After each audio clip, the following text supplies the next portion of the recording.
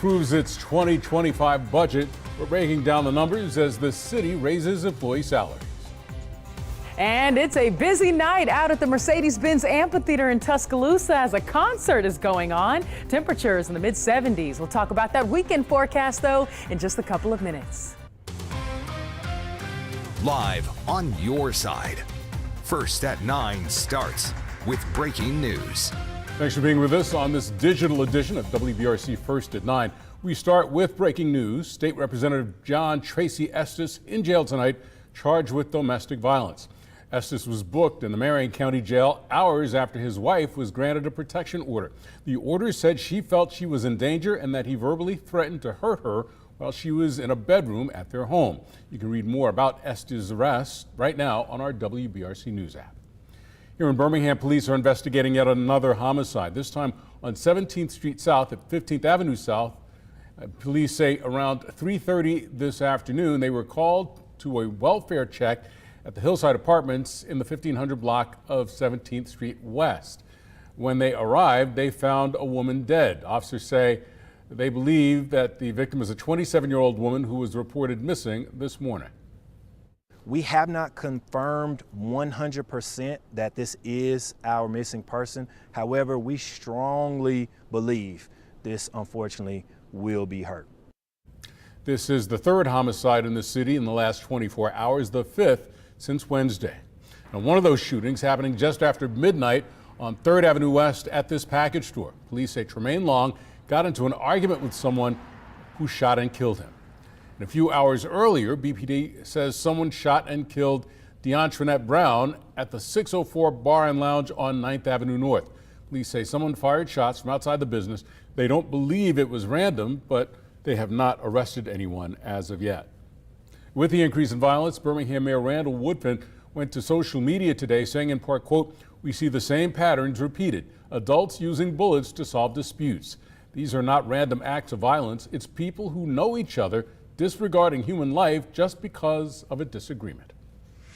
New details tonight for drivers in Birmingham. Starting Monday, you'll see a new traffic pattern on Richard Arrington Jr. Boulevard in the Highland Avenue area. Now, the city says this is part of their nearly $13 million street resurfacing project. Richard Arrington between the 1600 block and Highland Avenue is being repaved. Next week, that section of road will be converted to two-way traffic. They're also adding a four-way stop to reduce traffic speed and to enhance safety for pedestrians. Well, tonight, the Hoover City Council making an investment in its current employees and looking to hire even more. The city approving a $180 million plus budget for the fiscal year 2025 that includes pay increases. Your reporter Brady Talbert was at that meeting with a look at the changes that were made tonight. Brady? Yeah, that's right. City leaders only made minor changes to the mayor's proposed budget, but they hope they will have some major effects. Those changes totaled a mere $6,000, but do include some additional jobs. New finance department and police supervisor positions were passed tonight. I'm told they can start advertising for these jobs now. Another change affects the way the Parks and Recreation Department uses its budgeted funds. While some residents showed up asking for more time to review the changes, the council unanimously passed them.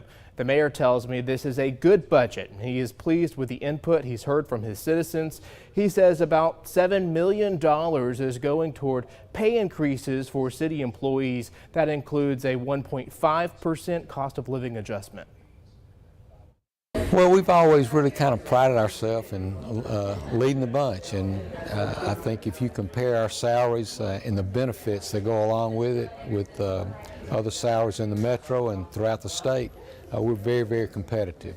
And so we want to continue to be that way, and our employees do a whole lot to make this a great city, and I'm just proud that we're able to give a COLA. This budget also includes infrastructure improvements for the library, fire stations, and sidewalks. Steve. Thanks, Brady.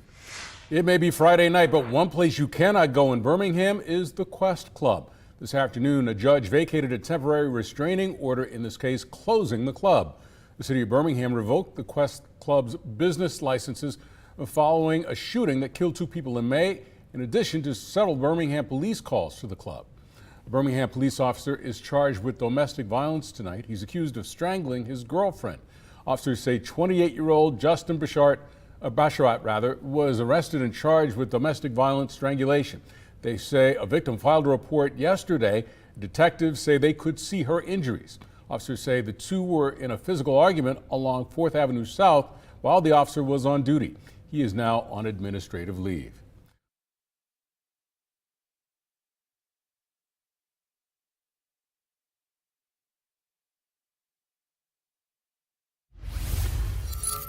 Police Chief Scott Thurmond. And now let's check in on your weather for this Friday night. Tania?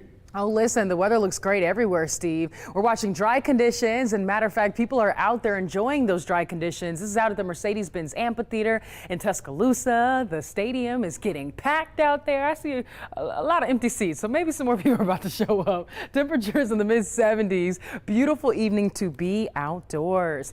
We are still dealing with dry conditions across the area. That's our latest drought monitor. We don't have any rain tonight and really no rain throughout the weekend. We could be watching some increasing rain chances into next week. That's where we're paying very close attention to the tropics.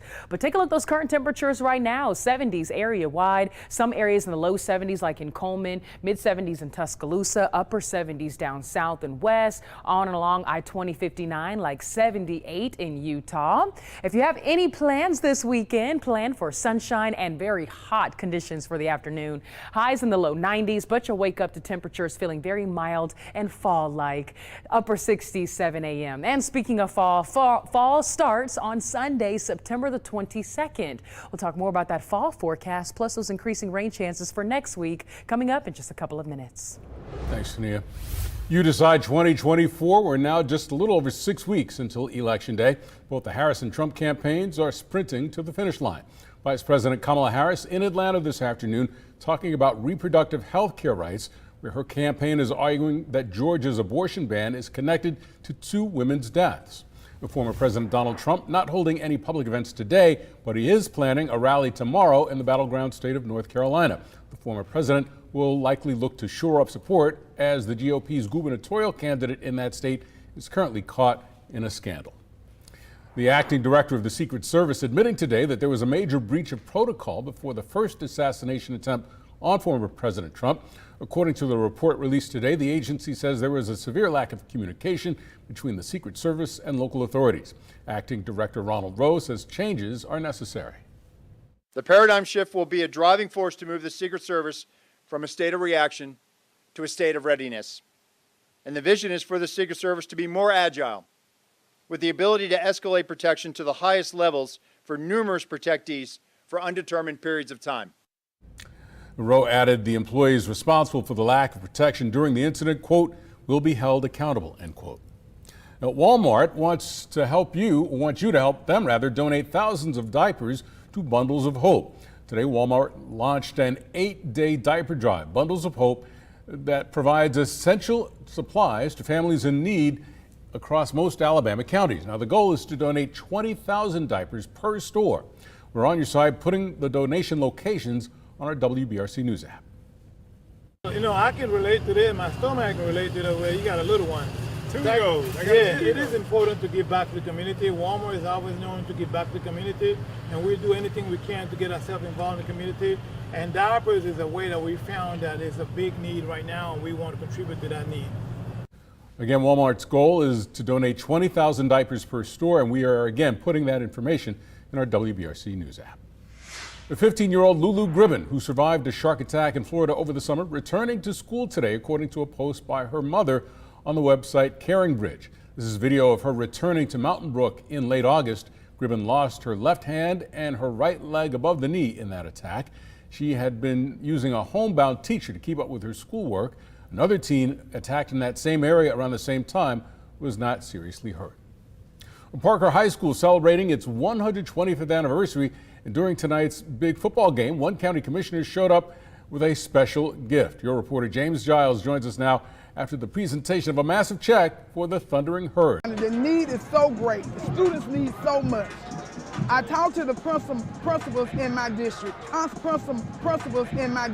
constantly. and that will help take that need a long way. Now, Tyson says she believes her role in supporting education includes ensuring schools in her district are financially backed and encourage others to consider donating to the schools in our area. Steve, Tania. Thanks, James. It's time for weather every 6 minutes. Listen, we are all eyes on the tropics and will have them on the tropics even more next week. So let's talk about what's happening. We have this area of disorganized showers and thunderstorms in the Caribbean right now, but it's expected to move into the Gulf of Mexico and develop over the next several days. As of right now, it has a medium chance, a 60% chance to develop in the next week or so. That's why our eyes are on it, because it could be impacting us here at home and bringing us more rain. So we need to watch that very closely. 2 more disturbances in the central Atlantic, not major deals to us, not playing a major role as far as impacting our weather here across central Alabama. 10% chance for development. It doesn't really look very likely. But the next big thing that we are watching is that disturbance down in the Caribbean. Again, that could be moving into the Gulf of Mexico. But this is where the uncertainty lies on what does it do after it reaches the Gulf. Is it going to move to the east? Is it going to move north and impact our coast here at Alabama, or move to the west and impact Texas and Louisiana's coast?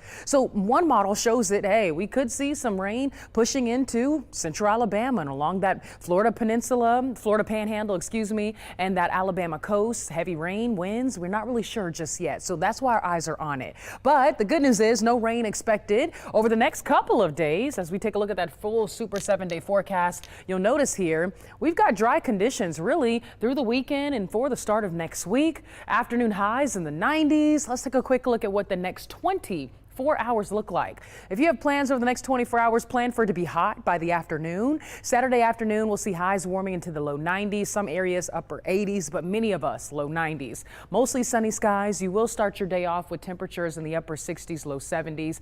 Fairly mild start as you're heading out the door if you're up that early. Sunday is going to be great. First day of fall. Let's take a look at those fall afternoon highs. Not going to feel so much like fall, but still very beautiful. Mostly sunny skies, upper 80s, low 90s again. We'll see those temperatures pretty consistent through the start of next week. Slightly cooler Tuesday, but even cooler as we watch those increasing rain and storm chances by the time we reach your Thursday and your Friday. Notice highs by Thursday and next Friday down into the lower 80s. Beyond the 7-day, I'm seeing some 70s. So we do have some fall-like conditions very, very soon. Overnight temps pretty pleasant over the next several days, 60s and 70s. But again, we are watching the Gulf Coast very close. That's that full 7-day forecast. You can stay with us at 10. After the game, we'll have more details in your forecast then. Thanks, Tania. And thank you for watching this digital version of WBRC First at 9. We're back here for a digital edition of WBRC First at 10. Of course, you can stay up to date with the latest news and weather by downloading our WBRC News app. And don't forget Sideline. Have a good Friday night.